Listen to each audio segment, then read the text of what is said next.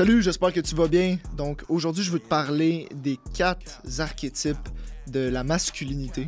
En fait, c'est un sujet qui m'intéresse depuis quand même quelques années, depuis environ 4 ans, 3-4 ans. Puis c'est un sujet que j'ai pas mal parlé à mes amis, puis j'ai fait mes recherches par rapport à ça. J'ai lu certains livres, j'ai regardé sur certains sites internet, pas mal de vidéos également que j'ai consultées. Puis je trouvais que c'était pertinent de te partager ça, ces 4 archétypes-là, parce qu'il n'y a pas, selon moi, une seule figure masculine que tu devrais prendre exemple, parce que on est différent, chaque personne est différente, et c'est pour ça qu'il y a différents types de masculinité. Puis, dans ce podcast-là, dans cet épisode, tu vas remarquer certaines choses par rapport à toi. Peut-être tu vas apprendre à mieux te connaître également sur certains points. Donc, si tu as même un papier, un crayon, je t'invite à le faire. Puis, on commence ça. Le premier archétype que je veux te parler, c'est l'archétype du warrior, l'archétype du guerrier. En gros, cet archétype-là, comment je le décrirais? En fait, comment il se décrit? C'est l'effort, okay? C'est l'énergie, c'est l'initiative, c'est la force, c'est l'agressivité, puis une bonne agressivité. Puis on va en reparler un peu plus tard. C'est le fait d'être minimaliste également. Il est émotionnellement détaché. Ça, c'est ça qui constitue l'énergie, l'archétype du guerrier.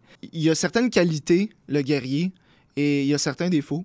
En termes de qualité, il est compétitif, okay? Donc il a besoin de gagner, peu importe c'est quoi, que ce soit une compétition de sport, que ce soit sa business qui veut être le meilleur, que ce soit peut-être au travail, whatever c'est quoi. T'sais, donc il a besoin de compétition pour se sentir vivant. Puis ça, il est bon là-dedans. Il aime ça, la compétition. Une autre qualité qu'il possède, le warrior, c'est qu'il est observateur. Donc, il parle pas pour rien. Tu sais, c'est pas nécessairement la personne qui parle le plus dans la pièce. Donc, il analyse, il observe. Ça, c'est une de ses forces. Il est courageux également. Puis le courage, je le rappelle, c'est pas le fait de pas avoir peur. Tu sais, t'as peur de rien, puis tu le fais.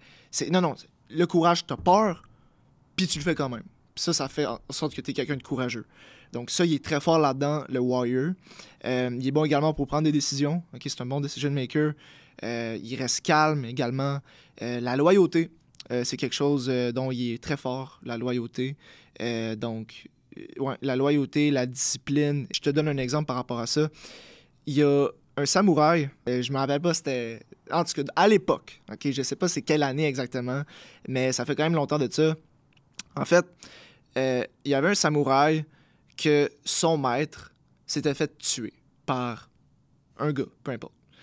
Et le samouraï, la mission qu'il avait, que son maître il lui avait donnée, c'était de tuer ce gars-là. Mais son maître, il s'est fait tuer par ce gars-là, en fait. Donc, le samouraï, ce qu'il a fait, c'est qu'il est allé le voir, il est allé voir ce gars-là, il l'a retrouvé, puis il a sorti son épée, et ce samouraï, il est reconnu pour être... il est fort, puis il complète ses missions. En tout cas, il est bon dans ce qu'il fait. C'est un bon samouraï, dans le temps. Et du moment qu'il sort son épée pour dire comme quoi il a tué son maître et que sa mission, c'était de le tuer, le gars en question crache au visage du samouraï. Et à ce moment-là, le samouraï, il ressentait de la haine, de la rage, de la colère. Et ce qu'il a fait à ce moment-là, il a pris son épée, puis il l'a serré, puis il est parti. Puis là, tu vas me dire, ouais, mais Louis, comment ça il l'a pas tué? Parce que s'il le tuait, c'était pas pour son maître. C'était pas pour respecter la mission qui s'était fait donner. C'était seulement par vengeance. C'était seulement pour combler la haine qu'il avait. Il est détaché de ses émotions, il est discipliné. Ça lui permet de faire ces choix-là, en fait. C'est ça qui fait que c'est un guerrier, puis il n'a pas agi par émotion. Right? Donc, c'est vraiment ça. Puis dans la vie d'aujourd'hui, il y a peut-être moins de samouraïs, mais tu peux dire, par exemple, que ce soit ta blonde ou une fille de ton goût, je sais pas, peu importe c'est quoi ton statut avec, mais on va dire que c'est exclusif, puis vous êtes ensemble, puis vous allez pas voir ailleurs, un guerrier, un vrai warrior, il va pas voir plusieurs filles, avoir plein d'amis filles, il va pas sortir, puis il va pas tromper sa blonde, il va pas tromper sa femme, parce qu'il est loyal, puis c'est important pour lui, la loyauté. Ça, c'est les qualités du warrior. En termes de défauts, il est... j'ai mentionné l'agressivité tantôt, puis l'agressivité, c'est comme un couteau. Right? Tu peux l'utiliser pour couper tes légumes, puis te nourrir, comme tu peux l'utiliser pour stabber quelqu'un. Right? C'est un outil, ça dépend de ce que tu fais avec. Puis l'agressivité, il y a bien du monde dans la société qui ont de la misère à gérer ça, particulièrement les gars. Puis c'est pour ça que ton agressivité, un des défauts du guerrier, c'est qu'il est agressif, puis il devient violent, puis juste, c'est ça, il est agressif, mais du mauvais côté. Par contre, il faut comprendre que ton agressivité, en fait, tu dois apprendre à la cultiver de la bonne manière, puis ce que je veux dire par là, c'est que un guerrier qui est mature, qui est sain, il va utiliser son agressivité pour réussir son but. Par exemple, on va dire que ta blonde t'a trompé, OK? Puis, un guerrier immature, ce qu'il va faire, c'est qu'il va cogner à la porte de sa blonde, de son ex, en fait. Il va l'appeler, il va l'harceler, il va dire des bêtises, des insultes, il va... Whatever. Il va utiliser son agressivité de la mauvaise façon. Un guerrier qui est plus mature, il va utiliser son agressivité pour aller au gym, pour get son physique en shape. Il va perdre du poids, il va prendre la masse musculaire. Il va utiliser sa frustration, son agressivité, pour réussir un but. Et ça m'en vient à mon autre point, c'est que le guerrier, il a besoin d'un but. Il a besoin d'un purpose. Right? C'est le samouraï, il allait tuer le gars pas pour remplir son purpose. Il allait le tuer par vengeance, par haine. Donc, le guerrier, il a besoin d'un purpose, il a besoin d'un but, d'une mission. Et ça, c'est comme le noyau, en fait, du warrior, du guerrier. C'est qu'il a besoin d'un objectif. Fait que si en ce moment, tu tournes en rond et tu n'as pas vraiment d'objectif, ça va être difficile pour toi de nourrir, de cultiver cette énergie-là du guerrier. Tu as besoin d'un but. Je veux dire, un soldat, il a besoin, il y a une mission, il y a une guerre, il y a quelque chose, il y a des ennemis. Ben, c'est la même chose pour ça. Fait que ton objectif, que ce soit physiquement, mentalement, financièrement, relation, peu importe c'est quoi, trouve-toi un objectif, trouve-toi-en même quelques-uns, et puis prends la peine de cultiver ça, cette énergie-là. Puis des films que tu peux... Tu sais, je me suis écrit quelques films que tu peux regarder pour comprendre un peu cette énergie que tu peux te nourrir. Puis évidemment, faut pas juste écouter des films, faut s'entraîner, right? Mais en tout cas, en termes de films, on a 300, évidemment. On a Gladiator, on a American Sniper.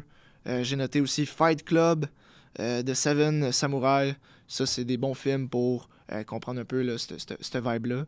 Donc, ça ressemble à ça. Et comment bien l'intégrer? Comment intégrer cette énergie du warrior? C'est établir des principes non négociables que tu dois respecter. OK? Donne-toi, tu sais, ça peut être des habitudes, des choses que tu dois faire à chaque jour pour te rapprocher de ton but. Tu sais, donc, que ce soit, mettons, l'entraînement, par exemple. Ça peut être, je sais pas, d'écrire. Ça peut être, ça peut être, peu importe, rendu là, c'est toi qui détermine c'est quoi que tu dois faire. Mais tu sais, c'est de trouver quelque chose que tu dois absolument faire, un non négociable. Ça, c'est important.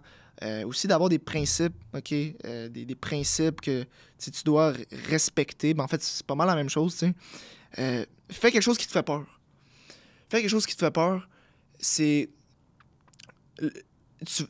impossible que tu aies peur de rien. On a tous peur de certaines choses à certains degrés.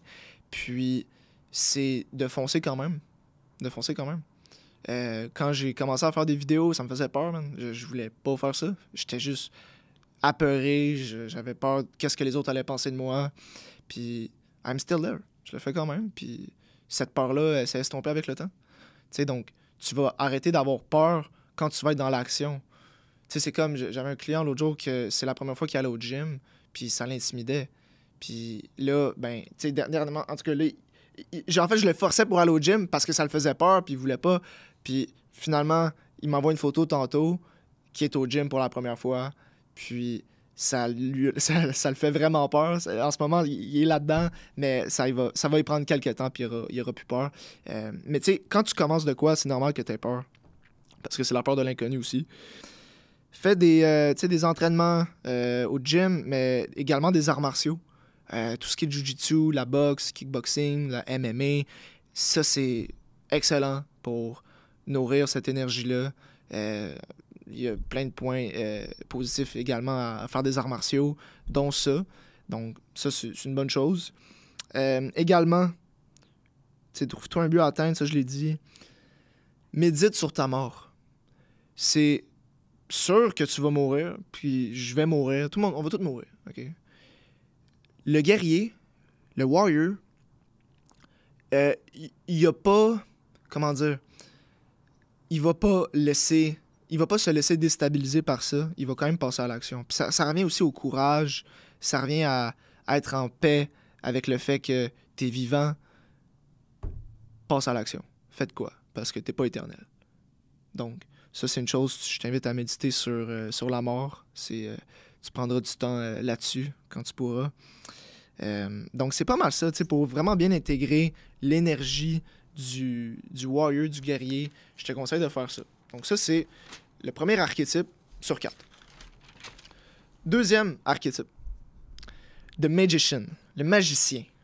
Puis lui se résume en fait en un mot, je veux dire le savoir, okay? Le knowledge. Puis pour lui, c'est l'introspection qui est importante. T'sais, mettons quelques mots qui résument l'introspection, la méditation.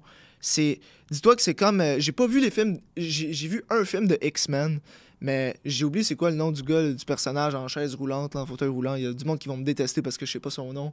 Je sais pas si tu connais ton nom non plus. Bon, c'est ça. Donc, ce gars-là qu'on parle, lui, c'est le sage, un peu. On peut appeler ça comme ça, le savant. Puis, c'est ça, il prévoit tous les scénarios possibles. C'est comme un joueur d'échecs qui prévoit tous les moves que son ennemi va faire, et son adversaire, et lui-même, il va connaître ses prochains moves. Il anticipe beaucoup, et tous les scénarios possibles. Naturellement, les filles vont être attirées vers... En fait, il n'y aura pas besoin de faire d'efforts, nécessairement, pour attirer des filles. Parce que en tout cas, ça va venir à lui. Il n'y a pas de certaines stratégies, certaines tactiques pour attirer les filles. Il est juste dans sa tête beaucoup. Et puis, c'est vraiment ça. Par contre, un défaut qu'il a, malgré son intelligence, malgré tout ce qu'il sait, il passe pas à l'action. Il passe pas à l'action. Il pense trop. Il pense tout le temps. Il est toujours dans sa tête. Puis, c'est ce genre de personne-là qui a tendance, des fois, dans un groupe d'amis, à prendre moins sa place. Puis, il parle pas beaucoup, nécessairement. Il est vraiment dans sa tête. Il envisage plusieurs scénarios possibles. C'est le genre de personne, entre autres, qu'il y a plusieurs idées de business qui écrit sur une feuille, puis il va jamais attaquer ces idées-là. C'est juste des possibilités tout le temps. That's it. Fait que, tu sais, lui, son rôle, c'est vraiment plus en termes des stratégies de guerre. Right? C'est lui qui va faire la stratégie pour qu'on envahisse l'ennemi. Et c'est pas mal ça. Tu sais, le magician, ça peut être... Tu sais, dans quel métier? Ça peut être, on va dire, un comptable. Ça peut être un planificateur financier. Ça peut être un médecin. Tu sais, du monde qui ont vraiment des grosses connaissances dans certains domaines. Donc, ça se résume principalement à ça. Et puis, c'est ça, comment tu intègres cette énergie? Ben, deux choses. Tu médites. La méditation, c'est vraiment important pour te recentrer, puis vraiment rester groundé et étudier. Tu sais, c'est pas plus compliqué que ça. Tu dois étudier pour savoir plus de choses. Puis plus tu étudies, plus tu en apprends des affaires, plus tu te rends compte que shit, man, je connais rien. Puis c'est normal. C'est normal comme paradoxe, tu sais. Puis c'est toujours ça. Pour avoir cette énergie-là, c'est quelqu'un qui est très, très analytique, en fait. En termes de couleur de personnalité, c'est un bleu. Maintenant, le troisième archétype. Juste avant que je le dise, si t'es sur Spotify, laisse un 5 étoiles, man. Ça m'aide vraiment beaucoup. Le troisième, c'est pas mal de monde. Je veux dire, pas mal de gars ont cet archétype-là, je trouve, de nos jours. Et c'est le lover. OK? Moi-même, je suis de nature un lover. Et puis, en fait, le lover, c'est quoi? C'est quelqu'un qui est vraiment proche de ses émotions. OK? Puis ses émotions sont intenses. Soit quand ça va mal, ça va vraiment mal. Puis quand ça va bien, c'est que ça va bien. Puis let's go. Il est très dans la sensation. Il aime ça sentir, il aime ça toucher, il aime ça goûter, il aime ça écouter de la musique, par exemple. C'est un idéaliste, un visionnaire. Il adore imaginer. L'imagination, il y a beaucoup d'imagination. Il est très créatif, le lover. La sensualité aussi, c'est quelque chose qui le rejoint beaucoup. Tout est intense. C'est vraiment tout est intense. Il peut avoir pas mal de drama aussi avec lui, associé à ce lover-là. Fait que ça, c'est l'archétype pur du lover, en fait. Et des forces qu'il y a, dans les forces qu'il y a, dans les qualités qu'il y a, le lover, c'est qu'entre autres, il y a de l'empathie. Donc, naturellement, il est bon pour ressentir les émotions des autres. Il est très bon pour former des nouvelles relations. Il est très bon pour se faire des nouveaux amis, le lover. Il s'entend bien avec pratiquement n'importe qui. C'est une espèce de caméléon social. Donc, le lover, c'est facile pour lui de se faire des amis. Il s'adapte à n'importe qui. Puis, il aime ça rire. Il aime ça rire. Évidemment pour certains lovers, mais c'est principalement ça. Et puis, en termes de défauts, il est plus porté à avoir une personnalité addictive. Il a plus tendance à être dépendant à certaines choses. C'est-à-dire, par exemple, que ce soit la caféine.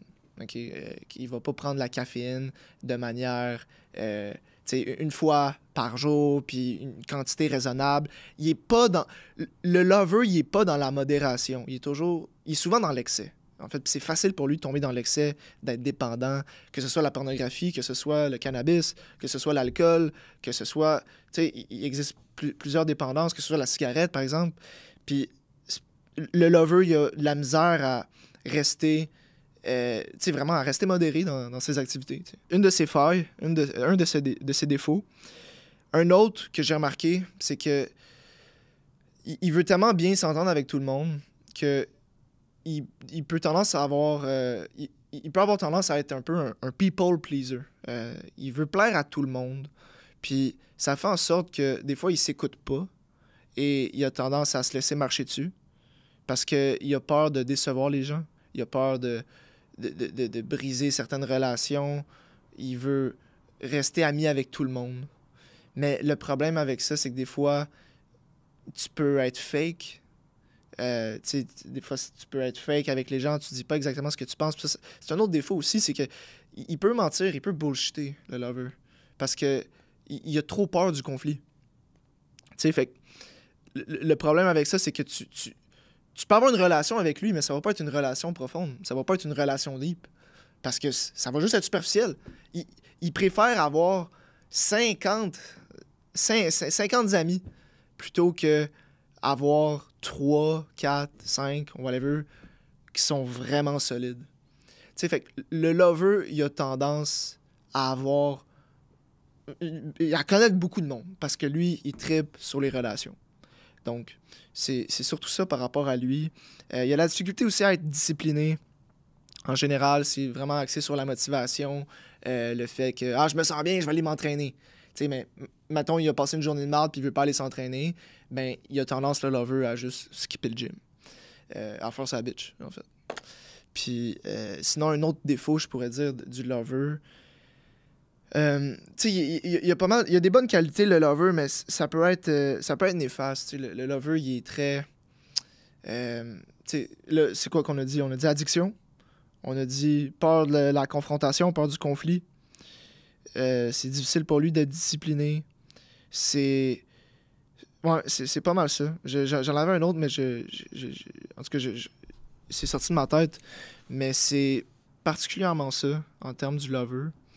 Euh, un bon lover, c'est ça. Tu sais, une qualité que tu devrais développer si t'es un lover, c'est vraiment la modération. OK? Donc, d'apprendre à te contrôler, le contrôle de soi.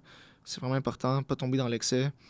Puis pour accéder à l'archétype du lover, fait qu'on va dire que toi, t'es 000, un lover, euh, je pense qu'il y a des très bonnes chances que une grande partie de mon audience, des gens qui écoutent mes vidéos, sont... Il y en a très peu que c'est pas des lovers. Tu sais, je pense qu'il y en a beaucoup qui sont des lovers, warriors, mais il y en a... C'est ça, c'est la majorité du monde sont lovers parmi... Entre le warrior puis le lover, il y en a beaucoup qui sont lovers. Fait que ça ressemble à ça. Mais pour développer quand même là, ton esprit, ton énergie du lover, sois spontané. Par exemple, avec ta blonde, essaye pas de prévoir plusieurs semaines à l'avance nécessairement une activité. Tu peux faire ça, c'est bien correct, mais des fois, sois spontané. Puis comme, boum, fais ça, surprends-la, surprise, va-t'en en camping, va-t'en quelque part, je sais pas, n'importe quelle activité, t'es pas obligé de payer pour ça, tu peux être spontané, puis ça peut être cool comme activité. Habituellement, les soirées improvisées, d'ailleurs, c'est les meilleures, ça c'est mon avis. Donc, c'est ça pour ça. Créer aussi, jouer un instrument de musique, apprends un instrument, ok? Fais de l'animation 3D, fais de la peinture, écris des histoires, des BD, faites quoi? T'sais? Donc, ça, c'est vraiment ça, l'esprit créatif. C'est vraiment quelque chose dont le lover, il aime ça faire ça. Numéro 4 maintenant, le quatrième archétype, le king. Le roi. Ça serait quelqu'un qui est centré, quelqu'un qui est décisif, quelqu'un qui est bon pour prendre des décisions, quelqu'un qui est intègre également. Donc, ouais, quelqu'un d'intègre, qui protège son monde, son peuple, right? Il protège les gens qu'il aime. Lui, il se caractérise par le respect et l'ordre. Pour lui, c'est vraiment important, ces valeurs-là, qu'il se fasse respecter, puis que ça soit pas le chaos, là, ça soit pas le bordel dans sa vie. C'est quelque chose qui est... Il est à l'ordre dans ces choses. On pourrait dire également que le king, c'est un leader, en fait. C'est un leader, puis la meilleure forme de... Une forme de leadership, en fait, un bon leadership, c'est quelqu'un qui forme des leaders. Donc, un bon king, un bon roi, forme des leaders. Ils forment pas des esclaves. Ils forment du monde qui veulent s'améliorer. Ils forment du monde... Tu sais, mettons, mon rôle de coach, quand je travaille avec quelqu'un, puis il y a quelqu'un qui, on va dire, qui commence habituellement, ça ressemble à quelqu'un qui manque de confiance en lui. Ça ressemble à quelqu'un qui il aime pas ça quand il se regarde devant le miroir ou il refuse, il décline certaines opportunités, il est pas 100% bien avec lui-même. Il procrastine beaucoup, il est pas fier de lui, il manque certaines choses. Puis moi, mon rôle de coach, c'est d'aider cette personne-là à step up la qualité de sa vie, puis qu'il s'améliore physiquement, mentalement, qu'il s'améliore dans toutes les sphères de sa vie, tu sais. Puis ça passe par l'entraînement, puis plusieurs choses également là, qu'on travaille à chaque semaine, que je travaille à chaque semaine avec mes clients, tu sais. Donc, ça, c'est un exemple, tu sais. Donc, quelqu'un qui... Le leadership, tu sais, c'est pas quelque chose que c'est une personne qui doit avoir, c'est pas juste le roi qui doit l'avoir, mais il doit le décentraliser, il doit le donner aux autres. Puis ça fait de lui un meilleur leader, en fait. Donc, ça peut être ça. En fait, c'est une des caractéristiques du king. Il est reconnaissant. Donc, il est reconnaissant pour les choses qu'il a. Il est pas envieux, il chiale pas. Il est reconnaissant pour ce qu'il a. Il est également... Il veut créer une legacy. Il veut créer un empire.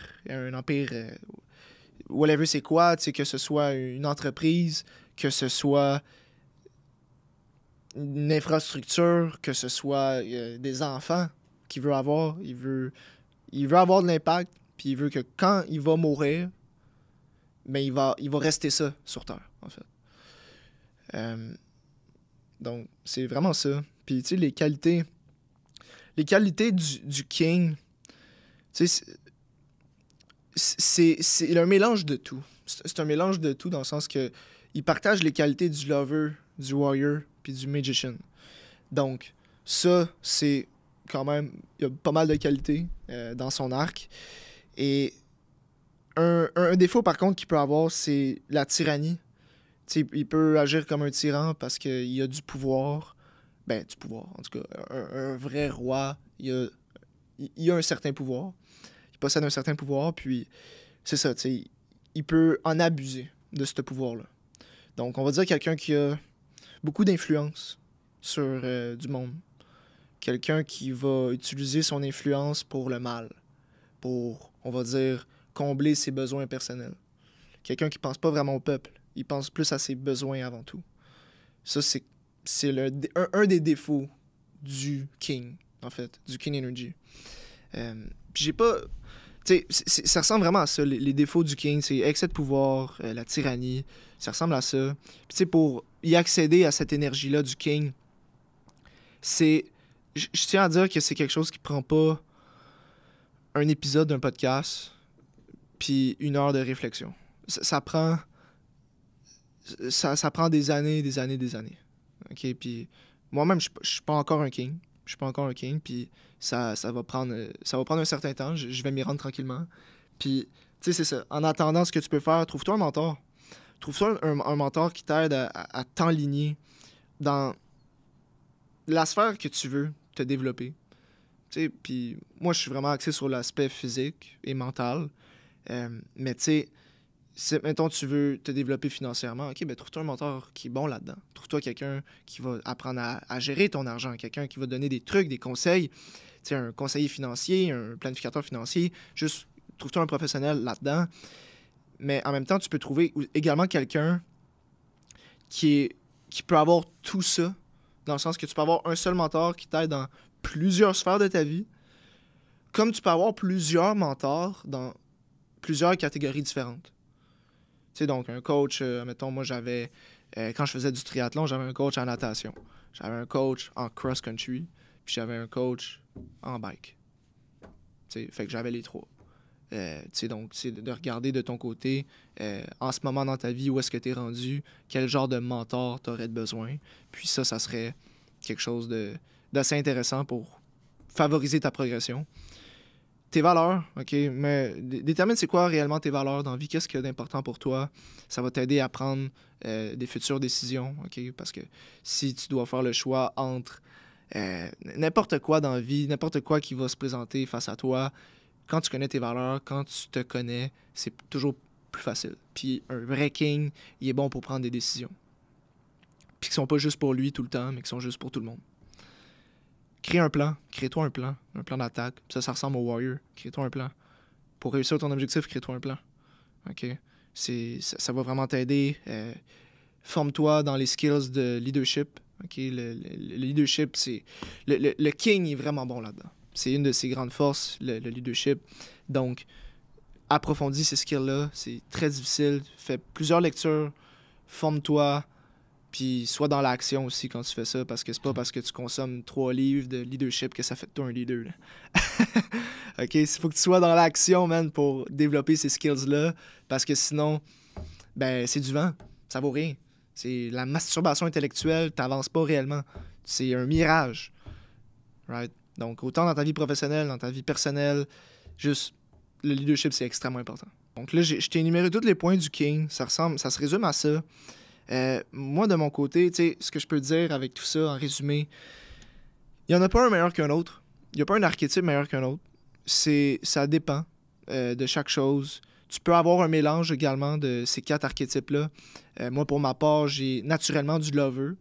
Et depuis les 4 dernières années, je forme vraiment mon warrior spirit. Faut dire que j'étais quand même quelqu'un qui a fait beaucoup de sport dans sa vie, beaucoup de compétitions. J'ai fait du judo, j'ai fait de la natation, du triathlon, plusieurs courses.